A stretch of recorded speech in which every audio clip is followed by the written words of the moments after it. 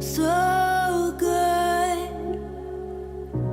With every breath that I am able, oh, I will sing of the goodness of God.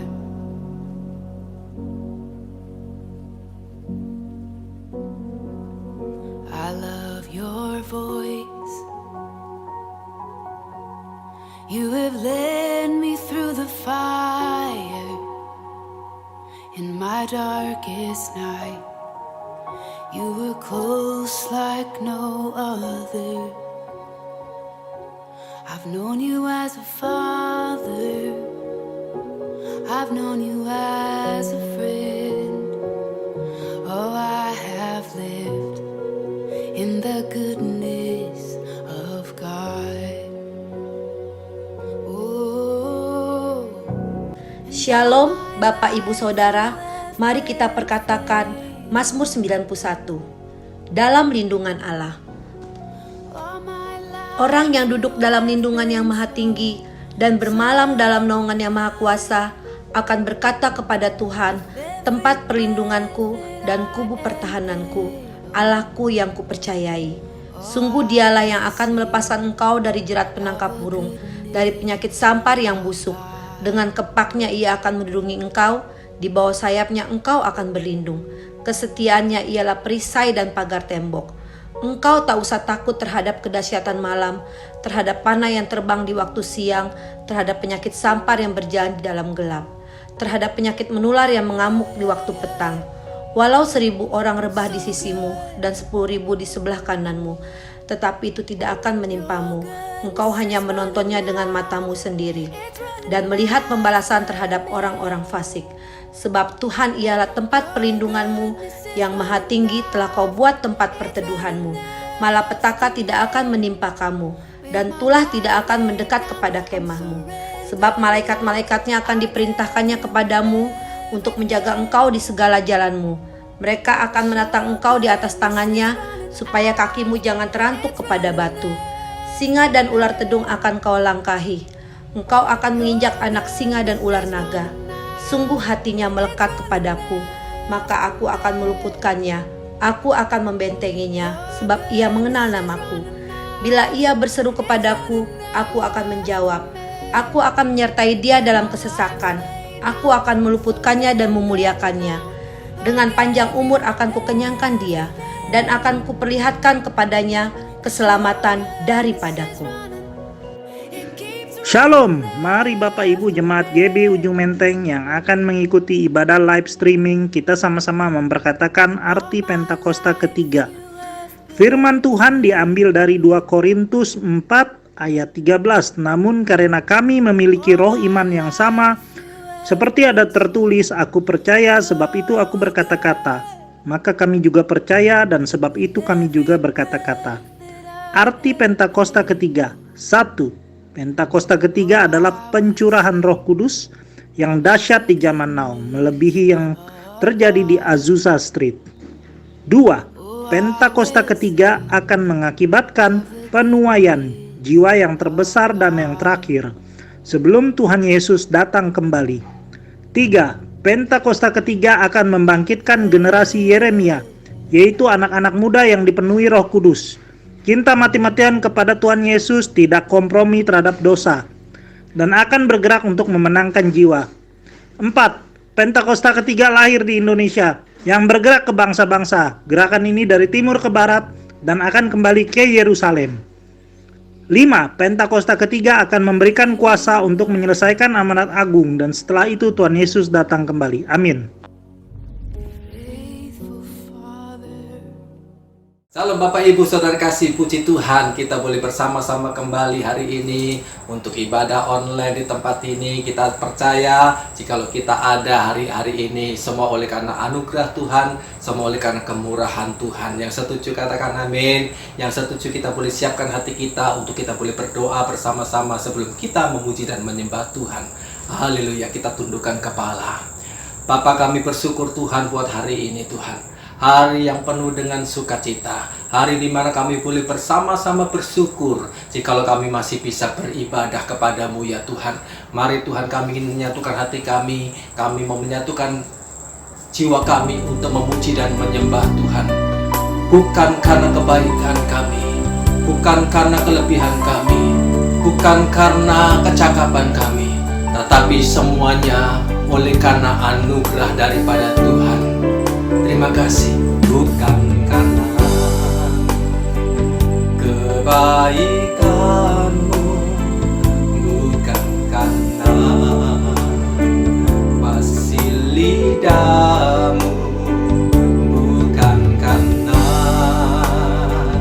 kekayaan-Mu, Kau dipilih, Kau dipanggilnya. Bukan karena kecakapan-Mu, bukan karena baik rupa-Mu, bukan karena kelebihan-Mu,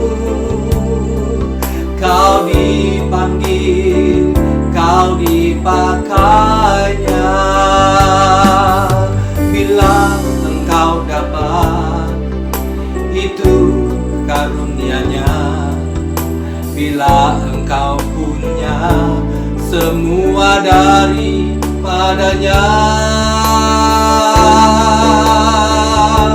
Semua karena anugerah-Nya diberikan kepada kita. Semua anugerah-Nya bagi kita bila kita dipakainya. Terima kasih Tuhan, terima kasih. Bukan karena kecakapan-Mu, bukan karena baik rupa-Mu, bukan karena kelebihan-Mu, Kau dipanggil, Kau dipakainya. Bila Engkau dapat, itu karunia-Nya.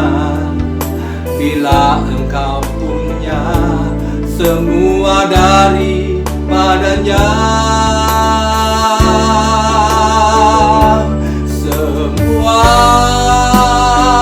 karena anugerah-Nya diberikan kepada kita. Semua anugerah-Nya bagi kita bila kita dipakainya. Oh, terima kasih ya Tuhan, buat anugerah-Mu yang begitu besar bagi kami. Kami bersyukur buat anugerah-Mu. Oh, Tuhan, karena anugerah-Nya diberikan kepada kita. Semua anugerah-Nya bagi kita bila kita dipakainya. Bila kita dipakainya. Bila kita dipakainya. Terima kasih Bapa, segala kemuliaan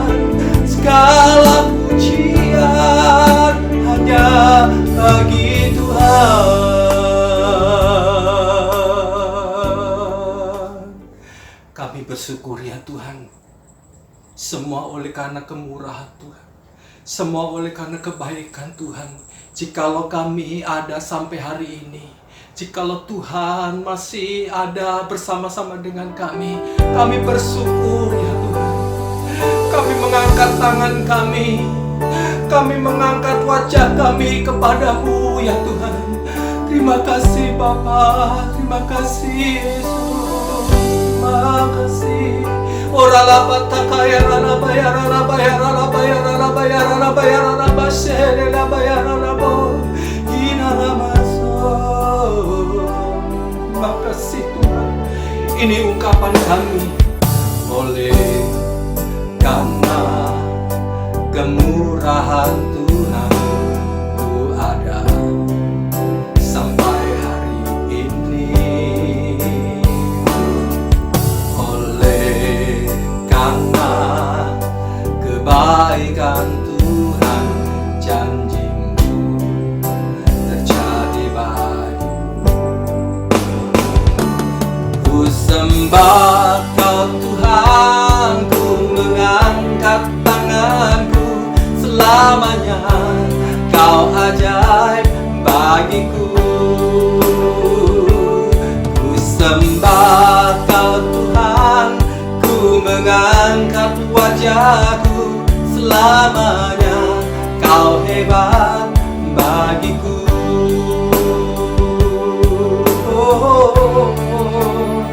Selamanya Engkau hebat bagi kami ya Tuhan. Selamanya Engkau Allah kami. Kepadamu kami berharap, kepadamu kami bergantung, kepadamu pujian kami angkat kepadamu ya Tuhan. Oh rala bata karana bayara la bayara la bayara la bayara la bayara la base hina rala bas rala bo.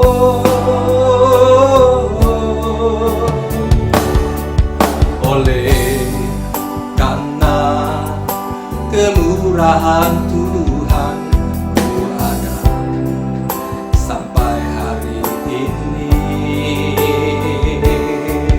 Oleh karena kebaikan Tuhan, janji terjadi bagi sembah. Ku sembah Kau Tuhan, ku mengangkat tanganku, selamanya Kau ajaib bagiku. Ku sembah Kau Tuhan, ku mengangkat wajahku, selamanya Kau hebat bagiku. Amin Tuhan. Ku sembah Kau Tuhan, ku mengangkat tanganku, selamanya Kau ajaib bagiku. Sembah, sembah, ku sembah Kau Tuhan, ku mengangkat wajahku, selamanya Kau hebat bagiku. Selamanya Kau hebat bagiku, selamanya Kau hebat bagiku.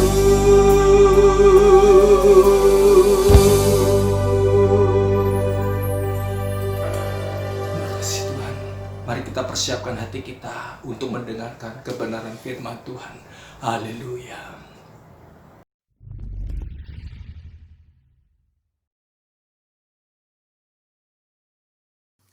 Selamat hari Minggu, saya percaya kita masuk dalam level kemuliaan yang lebih besar lagi.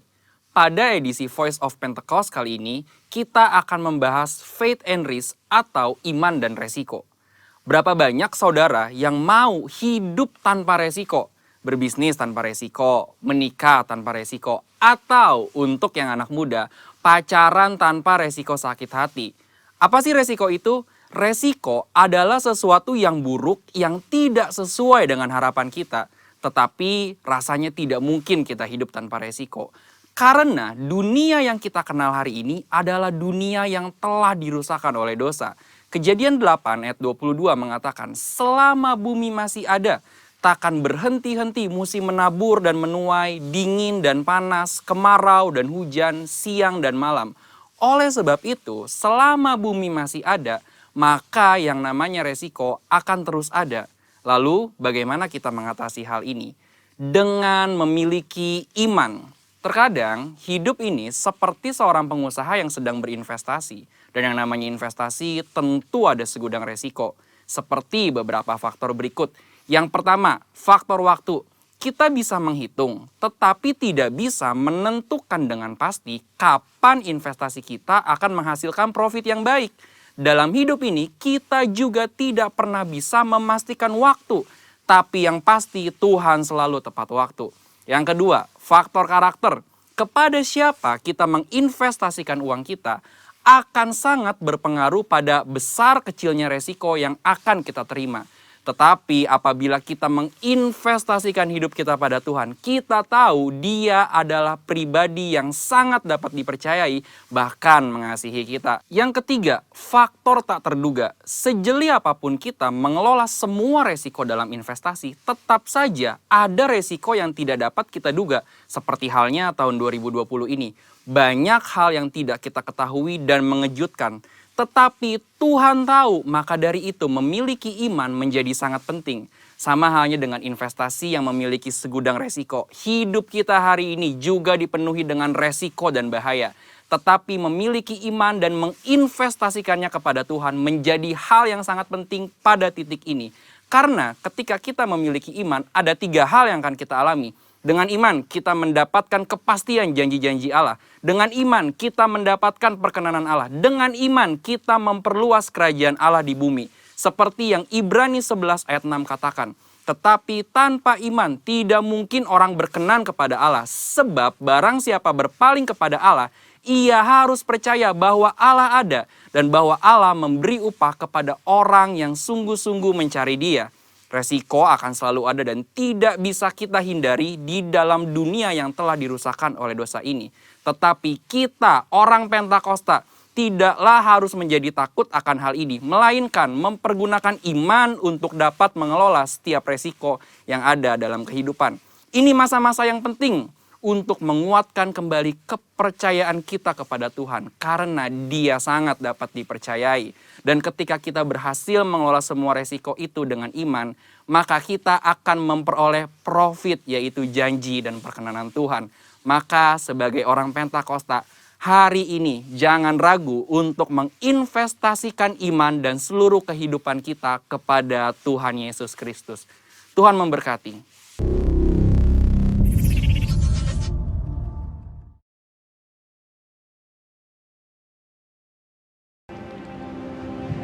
Ku renungkan firman-Mu siang dan malam. Ku pegang perintah-Mu dan ku lakukan. Engkau tahu ya Tuhan, tujuan hidupku hanyalah untuk menyenangkan hati-Mu, menyenangkan hati-Mu, menyenangkan hati-Mu. Mari saudara kita sembah Tuhan. Haleluya, haleluya. Hikara lama so nayara moto shande inanara masi iara lama so kanayara mo shandi niara maso ikanara lama yara mo haleluya iara lama si niara lama shando Hikanaraba sendere moyaralamo, haleluya. Iaralama sendere moyaramo, ikaralama se, hinanaralama yaramo. Haleluya. Kami bersyukur ya Tuhan untuk hari ini. Terima kasih banyak Bapa. Urapi hamba-Mu, urapi juga anak-anak-Mu yang di rumah-rumah ya Tuhan. Tuhan, ibadah online inilah milik-Mu. Roh Kudus bekerja sebebas-bebasnya di tempat ini. Jamah setiap kami semua Tuhan. Pimpin kata demi kata, biar hanya isi hati Tuhan yang hamba-Mu sampaikan. Terima kasih Tuhan, segala pujian, hormat, kemuliaan hanya untuk Tuhan Yesus. Dalam nama Tuhan Yesus kami telah berdoa dan mengucap syukur. Haleluya, amin. Shalom, saudara kasih Tuhan. Saya percaya kita semua dalam kondisi yang baik dan Tuhan selalu menyertai saudara dan saya. Saya ingin bacakan firman Tuhan dari kitab Yeremia pasal 29 ayat yang ke-11. Sebab aku ini mengetahui rancangan-rancangan apa yang ada padaku mengenai kamu, mengenai setiap saudara dan saya. Demikian firman Tuhan, yaitu rancangan damai sejahtera dan bukan rancangan kecelakaan, untuk memberikan kepadamu hari depan yang penuh harapan. Yang percaya katakan amin. Tuhan punya rancangan kepada kita, bukan rancangan kecelakaan, tapi rancangan damai sejahtera yang memberikan kepada kita hari depan yang penuh dengan harapan. Saudara, mungkin hari-hari di tengah-tengah pandemi corona, saudara kita mengalami kebingungan, tapi dengar baik-baik, rancangan Tuhan tidak akan pernah berubah. Rancangan damai sejahtera, rancangan masa depan yang penuh dengan harapan untuk kita semua. Saya percaya keadaan ini pasti kita bisa atasi. Pasti akan perubahan yang lebih baik lagi untuk setiap kita semua. Saudara, ada bagian Tuhan, tapi ada juga bagian kita.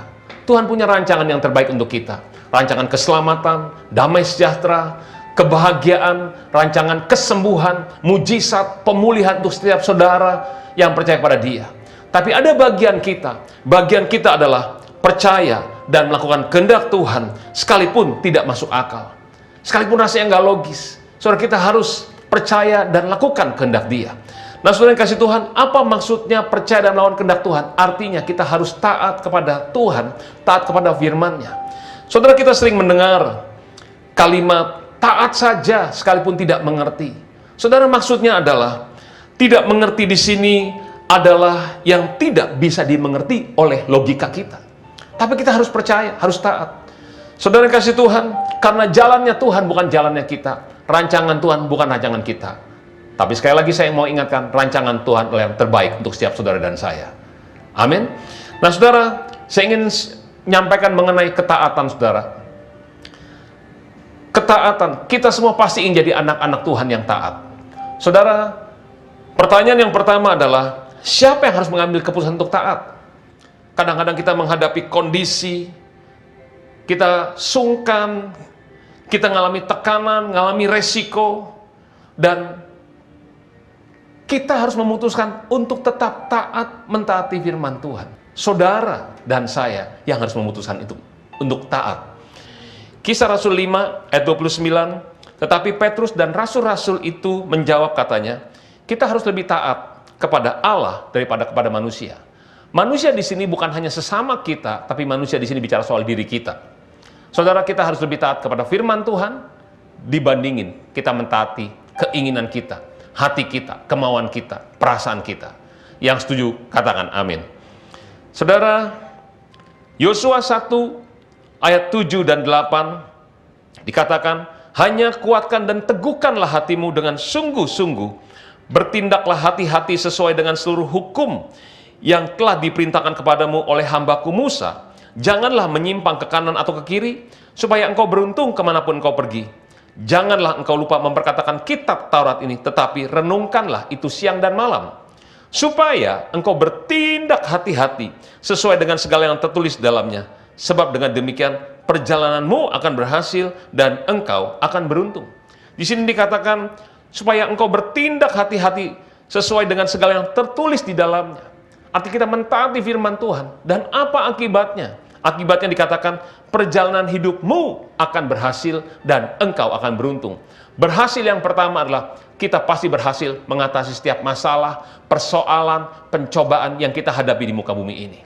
Tapi berhasil yang kedua, apa sih yang kau kerjakan akan berhasil dan beruntung. Kenapa? Karena Tuhan menyertai saudara dan saya.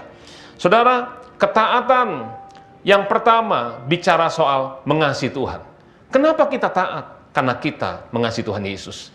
Ciri orang yang mengasihi Tuhan adalah taat kepada firman Tuhan. Yohanes 14 ayat 15. sampai 17. Dikatakan, jikalau kamu mengasihi aku, kamu akan menuruti segala perintahku. Tuhan Yesus yang ngomong, kalau kamu mengasihi aku, kata Tuhan, kamu akan menuruti segala perintahku, taat kepada perintah Tuhan. Saudara, kita mentaati firman Tuhan karena satu alasannya, kita mengasihi Tuhan Yesus. Bagaimana kita bisa mentaati firman Tuhan? Gak ada cara lain. Saudara dan saya harus baca Alkitab dan lakukan firman Tuhan. Saudara, ayat ini berbicara kepada saya 20 tahun lebih, saudara. Saudara, waktu saya lahir baru, saya bilang gini sama Tuhan, Tuhan, Engkau tahu masa lalu saya, Engkau tahu dosa-dosa yang saya lakukan. Tuhan, tapi sekarang Tuhan sudah menyelamatkan saya, Tuhan mengasihi saya. Tuhan, bagaimana supaya Engkau tahu kalau saya mengasihi Tuhan? Saudara, saya ingin Tuhan tahu kalau saya sungguh-sungguh dengan Tuhan. Saya mencintai Tuhan. Lalu ayat ini muncul, dikatakan, jikalau kamu mengasihi aku, kata Tuhan Yesus, kamu akan menuruti segala perintahku. Saudara, sejak hari itu, saudara, sampai hari ini, saya baca Alkitab setiap hari, 10 pasal. Saudara, 10 pasal itu nggak lama, cuma 1 jam. Saudara, dalam waktu 4 bulan, 1 Alkitab selesai. 1 tahun, 3 kali kita menyelesaikan Alkitab kita. Saudara, ini bukan soal banyak-banyakan baca Alkitab, tapi bicara soal kita ingin mentaati firman Tuhan, karena kita mengasihi Tuhan Yesus. Tidak ada orang Kristen bertumbuh tanpa baca Alkitab. Setiap kita harus bertumbuh secara pribadi. Apalagi sekarang kita ibadah di rumah masing-masing. Saudara harus bertumbuh secara rohani. Engkau harus baca Alkitab setiap hari dan lakukan firman Tuhan. Apa dampaknya, saudara? Ayat 16 dikatakan, aku akan minta kepada Bapa, dan Ia akan memberikan kepadamu seorang penolong yang lain, supaya Ia menyertai kamu selama-lamanya, yaitu Roh kebenaran. Dunia tidak dapat menerima Dia, sebab dunia tidak melihat Dia dan tidak mengenal Dia. Tetapi kamu mengenal Dia, sebab Ia menyertai kamu dan akan diam di dalam kamu. Saudara, dampaknya apa? Tuhan minta supaya Roh Kudus menyertai kita, yaitu Roh kebenaran. Roh Kudus akan menyertai kita selama-lamanya dan diam dalam kita. Tidak heran, hidupmu akan berhasil, hidupmu akan beruntung, karena Tuhan menyertai kita. Yang percaya, katakan amin. Saudara, apa dampak yang kedua kalau kita mengasihi Tuhan? 1 Korintus 2 ayat 9, tetapi seperti ada tertulis, apa yang tidak pernah dilihat oleh mata, dan tidak pernah didengar oleh telinga, dan yang tidak pernah timbul dalam hati manusia, semua yang disediakan Allah untuk mereka yang mengasihi Tuhan. Saudara, Tuhan menyediakan semuanya untuk kita yang mengasihi Tuhan. Dan salah satu yang sangat luar biasa yang kita tidak pernah lihat, tidak pernah dengar, belum pernah timbul dalam hati, Tuhan memberikan Roh Kudusnya untuk kita. Dahsyat. Tepuk tangan lu yang meriah untuk Roh Kudus tengah-tengah kita. Haleluya. Nah, saudara, hal yang kedua mengenai ketaatan. Ketaatan akan mendatangkan keselamatan, ketaatan mendatangkan kesembuhan bagi kita semua. Saudara pernah baca tentang Yunus, saudara? Saudara, Yunus disuruh oleh Tuhan untuk ke Niniwe, tapi dia lari ke Tarsis. Tapi puji Tuhan, Yunus bertobat, saudara, dan Yunus pergi ke Niniwe. Di kitab Yunus pasal yang ketiga, ayat 1-10, datanglah firman Tuhan kepada Yunus untuk kedua kalinya demikian, bangunlah, pergilah ke Niniwe, kota yang besar itu, dan sampaikanlah kepadanya seruan yang kufirmankan kepadamu. Bersiaplah Yunus lalu pergi ke Niniwe sesuai dengan firman Allah. Niniwe adalah sebuah kota yang besar, yang mengagumkan besarnya, 3 hari perjalanan luasnya. Saudara, Yunus mulai menyampaikan pesan Tuhan kepada penduduk Niniwe. Dikatakan 40 hari lagi, maka Niniwe akan ditunggang balikan. Orang-orang Niniwe percaya kepada Allah, lalu mereka mengumumkan untuk puasa. Mereka baik orang dewasa maupun anak-anak mengenakan kain kabung. Setelah sampai kabar kepada raja kota Niniwe, turunlah ia dari singgasana, ditanggalkan jubahnya, diselubungkannya kain kabung, lalu duduklah ia di abu. Lalu atas perintah raja dan para pembesarnya, orang-orang memaklukkan, mengatakan kepada di Niniwe demikian, manusia dan ternak, lembu, sapi, dan kambing domba tidak boleh makan apa-apa, tidak boleh makan rumput, tidak boleh minum air. Haruslah semuanya manusia dan ternak selubungkan kain kabung dan berseru dengan keras kepada Allah, serta haruslah masing-masing berbalik dari tingkah lakunya yang jahat, dari kekerasan yang dilakukannya. Siapa tahu Mungkin Allah akan berbalik dan menyesal serta berpaling dari murka-Nya yang menyala-nyala itu sehingga kita tidak binasa. Ayat 10. Ketika Allah melihat perbuatan mereka itu, yakni bagaimana mereka berbalik dari tingkah lakunya yang jahat dan menyesallah Allah karena malapetaka yang telah dirancangkannya terhadap mereka, dan ia pun tidak jadi melakukannya. Puji Tuhan. Saudara, renungan baik-baik. Yunus tadinya lari ke Tarsis, tapi dia bertobat, saudara. Dia kembali taat kepada Tuhan. Apa dampaknya? Waktu dia sampai kepada kota Niniwe, menyampaikan tentang hukuman Allah atas kota ini. Dan rakyat mendengar, rajanya mendengar, dan mereka memutuskan untuk berpuasa dan berbalik dari tingkah lakunya yang jahat. Berhenti untuk berbuat kekerasan. Mereka bertobat, saudara. Mereka mulai taat kepada firman Tuhan. Apa dampaknya? Keselamatan terjadi untuk satu kota Niniwe. Seluruh penduduk Niniwe diselamatkan. Saudara, ketaatan atau pertobatan kita hidup sesuai firman Tuhan membuat keselamatan terjadi atas hidup kita. Dan bukan hanya untuk hidup kita secara pribadi, tapi untuk seisi keluarga kita.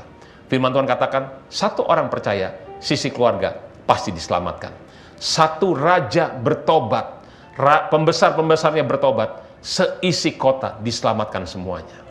Saudara, ketaatan mendatangkan keselamatan. Saudara, saya percaya kalau di sini ada saudara yang mungkin orang tuanya belum percaya, belum diselamatkan, anak-anaknya, atau suami, atau istrinya, saya percaya, cepat atau lambat, keselamatan akan terjadi di seisi rumah saudara. Karena ada engkau orang yang percaya, orang yang taat kepada firman Tuhan. Yang percaya katakan amin. Nah saudara, ketaatan atau pertobatan mendatangkan kesembuhan. Saudara ingat Naaman? Waktu Naaman taat kepada firman Tuhan, kesembuhan terjadi.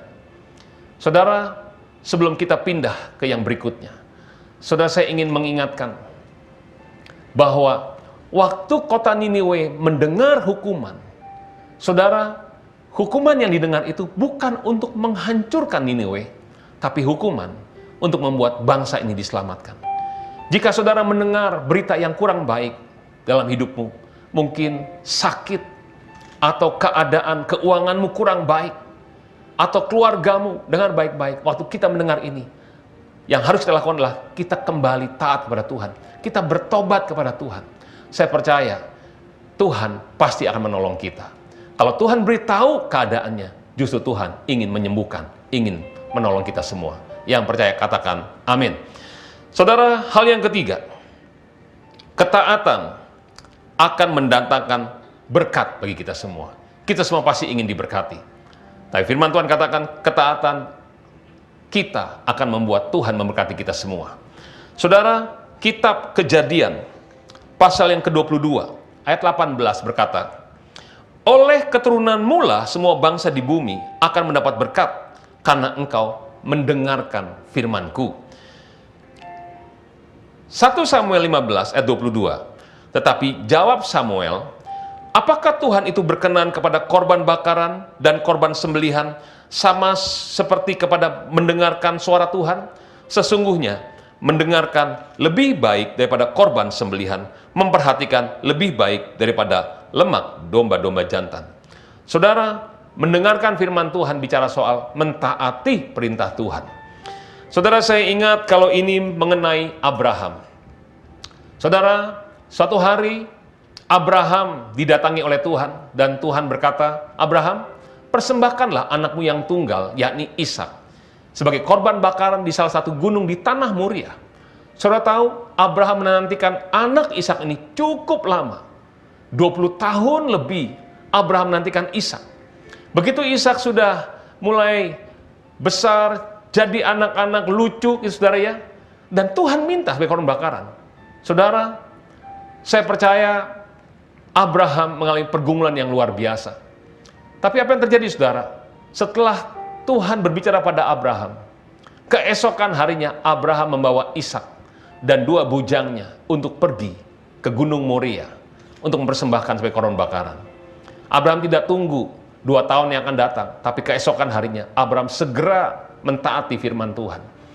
Saudara, 3 hari perjalanan lalu Abraham berkata kepada dua bujangnya, dikatakan, kalian tunggu di sini, sebab aku dan anak ini mau sembahyang, nanti kami akan kembali. Abraham membawa kayu dan ditaruh di pundak Ishak, dan juga membawa api dan pisau, saudara. Di perjalanan, tiba-tiba Ishak berkata kepada Abraham, dia bilang, Bapak. Lalu Abraham menyaut, ya anakku. Dia bilang, Pak, kayu bakarnya, pisau, dan api kita sudah punya. Tapi di mana korbannya, Pak? Saudara, kalau saya percaya kalau kita jadi Abraham, hancur hati kita waktu Ishak menanyakan itu kepada kita. Saya percaya Abraham menahan semua emosinya untuk tidak menangis. Dan dia berkata, nanti Tuhan yang akan menyediakan untuk korban bakaran baginya. Terus mereka meneruskan perjalanan. Sampai di tempat yang dituju, Abraham mulai membangun mezbah. Lalu setelah itu, Abraham mulai mengikat Ishak. Saudara, memang di Alkitab tidak ditulis secara detail kronologisnya, tapi saya mulai membayangkan. Waktu Abraham mengikat Ishak, saya percaya Ishak bukan anak yang nakal, yang memberontak, yang melawan. Dia mungkin cuma diam saja. Tapi kan Ishak mulai berpikir, loh kenapa saya yang diikat? Saudara, saya mulai merenungkan, membayangkan. Mungkin Ishak mulai nanya kepada papahnya. Dia bilang, Pak, kok aku yang diikat, Pak? Katanya papa sayang sama saya. Kenapa aku, Pak, yang harus dikorbankan? Pak, aku kan bukan domba, Pak. Katanya Tuhan yang akan menyediakan sendiri. Saudara, saya percaya Abraham tidak pernah bisa menjawab pertanyaan-pertanyaan Ishak itu. Mungkin sembari menangis, dia tetap lakukan. Untuk apa, saudara? Untuk mentaati Tuhan yang dia sembah. Saudara, lalu Ishak diangkat, digendong, ditaruh di atas mezbah. Mungkin Ishak masih terus mengingatkan, Pak, ini Ishak, Pak. Ini anak papa. Saya percaya Abraham tetap nggak bisa apa-apa. Dia tetap ambil pisau untuk menyembelih Ishak. Di saat-saat seperti itu, tiba-tiba Tuhan berbicara kepada Abraham. Dia memanggil, Abraham, Abraham. Lalu Abraham menjawab, ya Tuhan. Lalu Tuhan berkata, cukup, jangan kau apa-apakan anak itu. Karena aku tahu engkau takut akan daku. Engkau tidak segan-segan untuk mengorbankan anak tunggalmu.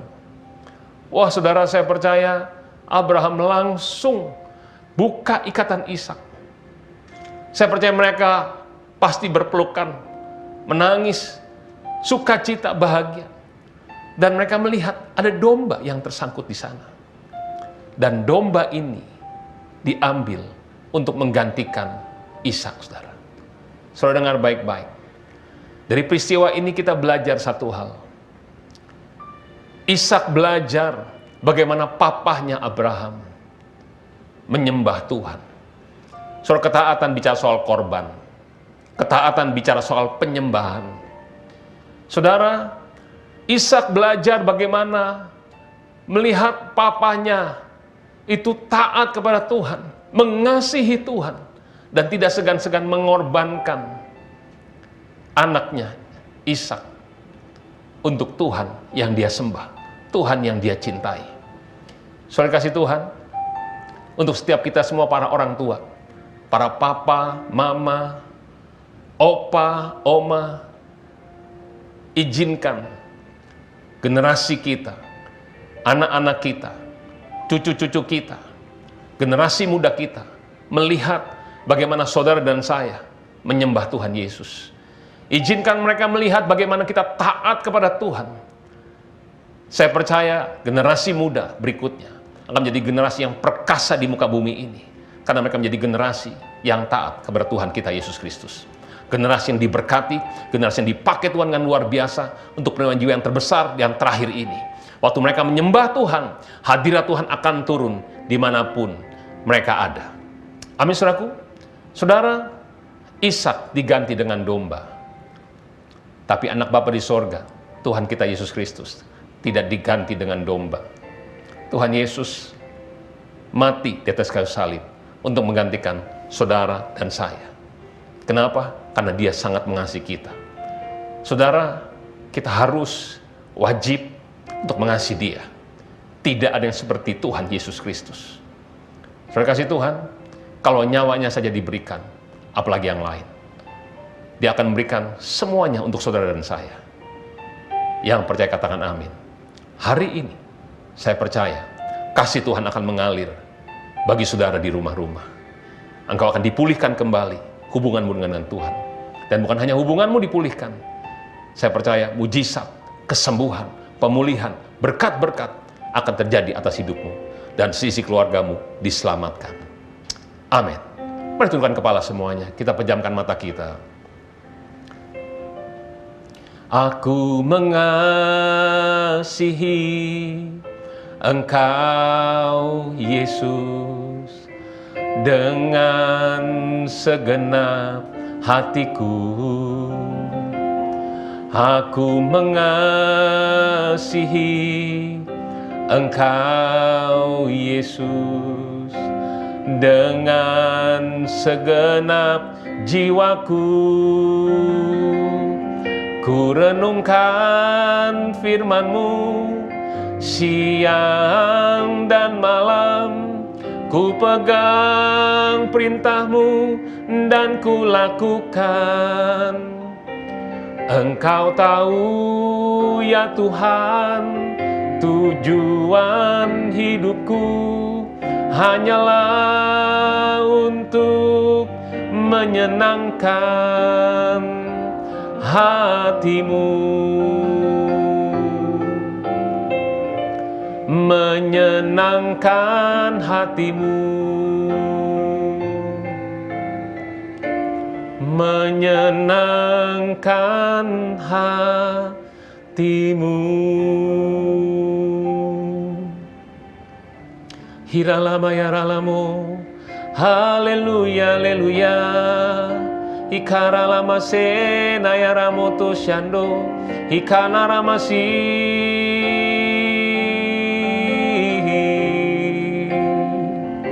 Haleluya, haleluya. Yaramasona yaramoto shande, haleluya. Saudara, saya tidak tahu keadaan saudara hari ini. Tapi yang saya tahu, saya yakin, saya percaya, Tuhan Yesus sangat mengasihi saudara semua di tempat ini.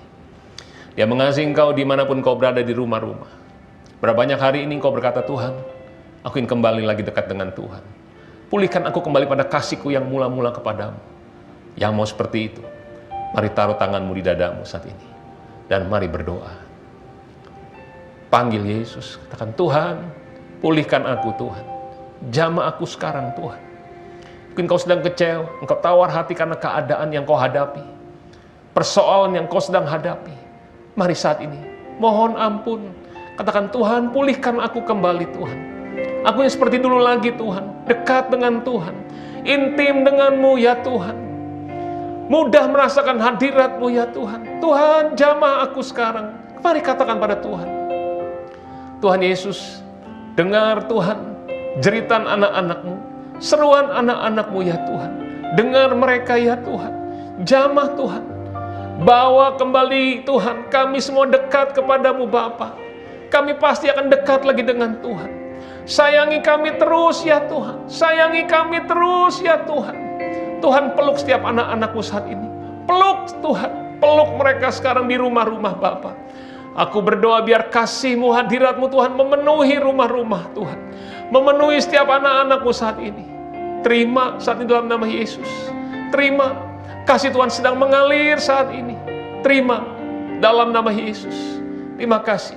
Saudara yang butuh mujizat, kesembuhan, pemulihan, berkat-berkat Tuhan, mari berdoa saat ini. Mari minta. Bapa, jamah setiap anak-anak-Mu. Sembuhkan yang sakit secara fisik dalam nama Yesus. Pulihkan Tuhan keuangan mereka. Berikan jalan keluar untuk setiap masalah ya Tuhan.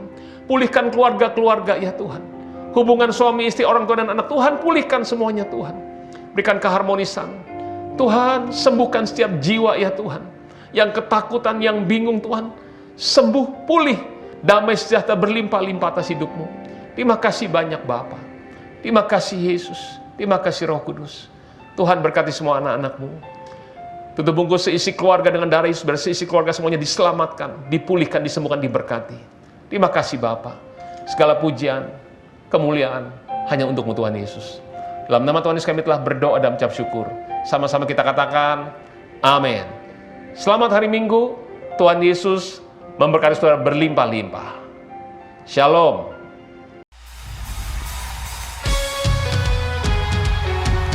Shalom Bapak Ibu Jemaat Setia GBI Ujung Menteng. Kita akan mendengarkan pengumuman untuk 1 minggu ke depan. Terima kasih atas pelayanan Bapak Pendeta Beni Gunawan yang sudah memberitakan firman Tuhan pada hari ini.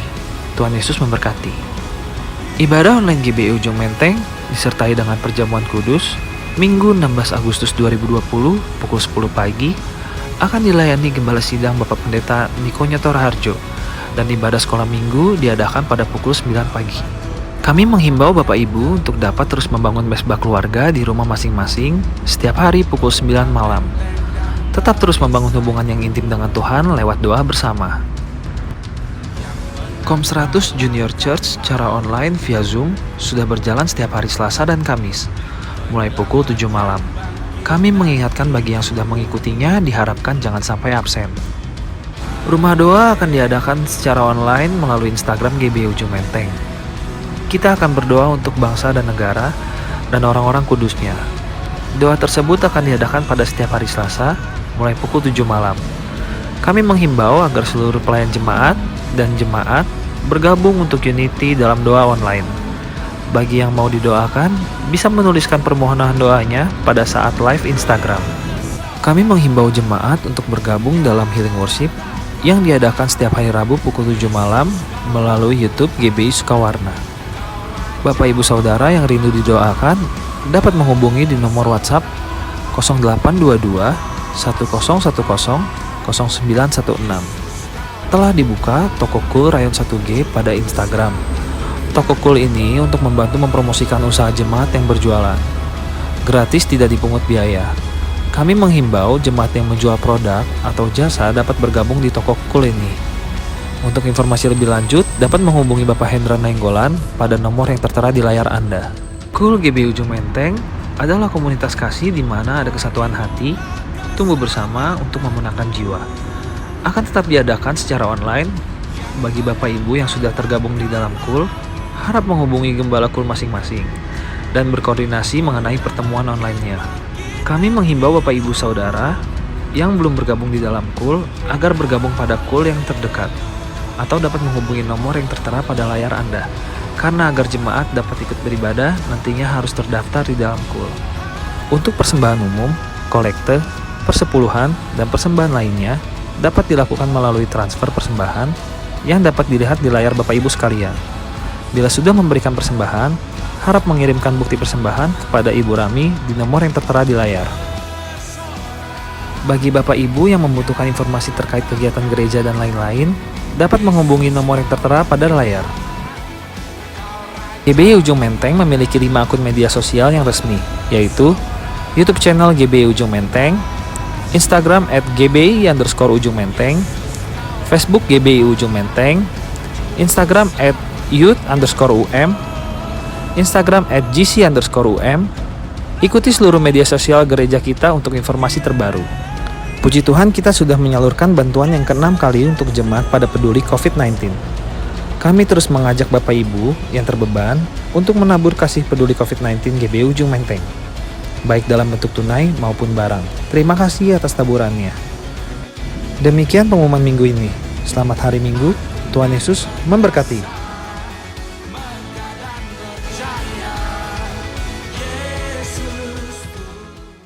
Nah, mari angkat tangan Bapak Ibu Saudara untuk menerima berkat Tuhan.